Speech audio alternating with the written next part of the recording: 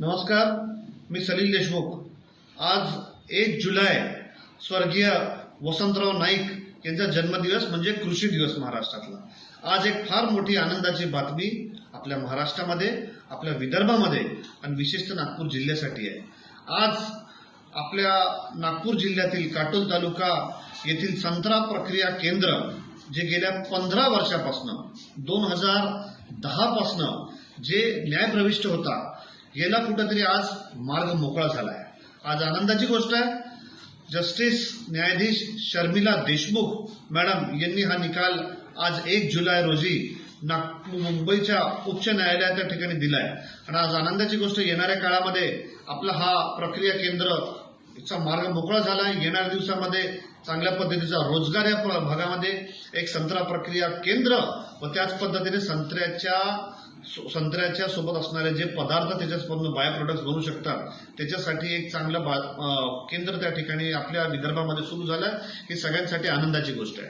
गेल्या 15 वर्षापासून याची न्यायालयीन लढाई त्या ठिकाणी चालू होती आणि आज येत्या 4 आठवड्यामध्ये न्यायालयाने सांगितलं आहे, जस्टिस शर्मिला देशमुख यांनी सांगितलं की 4 आठवड्यामध्ये आपल्याला याचं सील उघडून हे जमीन त्या ठिकाणी पुन्हा NIDC Maharashtra agro industries development कॉर्पोरेशनला हस्तांतरित करणार आणि येणाऱ्या दिवसामध्ये हा प्रकल्प सुरू होणार। ही एक आनंदाची गोष्ट आहे।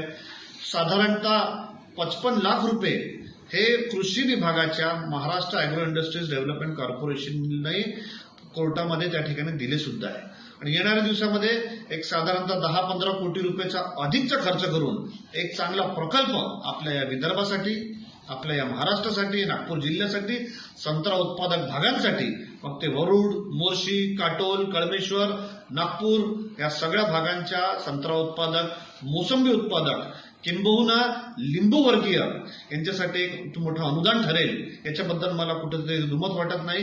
गेल्या अनेक काळापासून आम्ही या विषयाचा पाठपुरावा करून राहिलो। जेव्हा सन्माननीय अनिल बाबू देशमुख आपले वडील हे सुद्धा तुरुंगात होते, यांची सुद्धा न्यायालयीन लढाई चालू होती, त्यावेळेस सुद्धा या प्रकरणाच्या बाबत मी स्वतः कोर्टामध्ये वारंवार त्या ठिकाणी जात होतो। 5-6 वर्ष सातत्यपूर्ण पाठपुरावा करून, 5-6 वर्ष सातत्यपूर्ण या विषयाचा लढा देऊन कोर्टाच्या माध्यमातून आज आपली बाजू मोकळी झाली आहे। या गोष्टीचं अभिनंदन। त्या गोष्टीसाठी आज मी या ठिकाणी आपल्या सगळ्यांना याची विनंती केली।